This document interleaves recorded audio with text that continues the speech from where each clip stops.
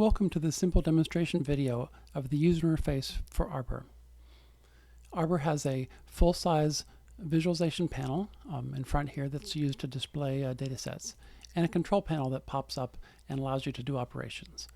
Let's look at the control panel itself. There are three separate tabs: a data management tab to allow the uploading and downloading of data sets, an analysis tab that allows you to run or create new analyses on the data sets that are available, and then a visualization tab that allows the display of the outputs.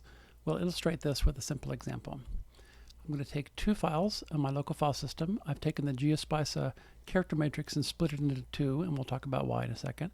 I'm just going to drag them and drop them onto the Arbor interface. And now we'll look down here, and you'll see that there are these two new ones that I've displayed. Let's go take a look at them. So we'll go to the Visualization tab.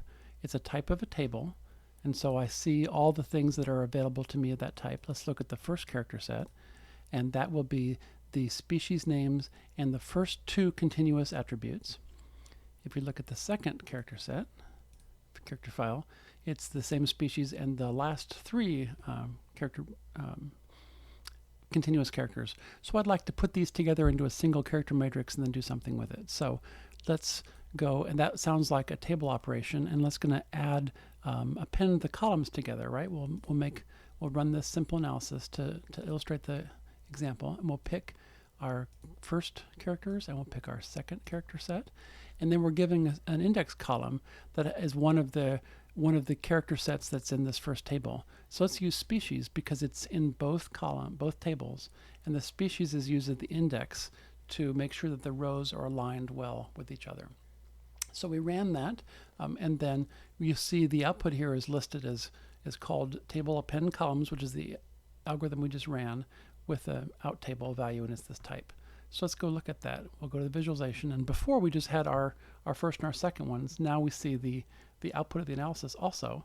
So we'll take a look at that and update. And here's our analysis output, which is the full 5 continuous traits in one table. So to come back around and illustrate for a second, what we did is we took these two original source files that we uploaded and we created a third combined one. Okay, I think I'll download that one, and so now I can use it for my own purposes on my local system, and I used Arbor to run a simple analysis.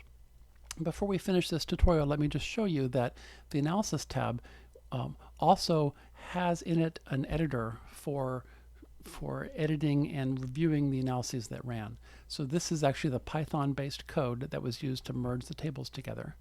And Arbor allows a full editor, web-based editor, that lets you enter Python or R-based scripts, and then it manages the dynamic binding of data to those scripts, and manages the storage and the protected storage. We can create named and protected and private user accounts on the hosted Arbor system, so that data can be publicly available or privately hosted and still work out that way. So when you create a new analysis, you enter the source code, and then you can create these inputs or outputs, and then you're able to run the analyses.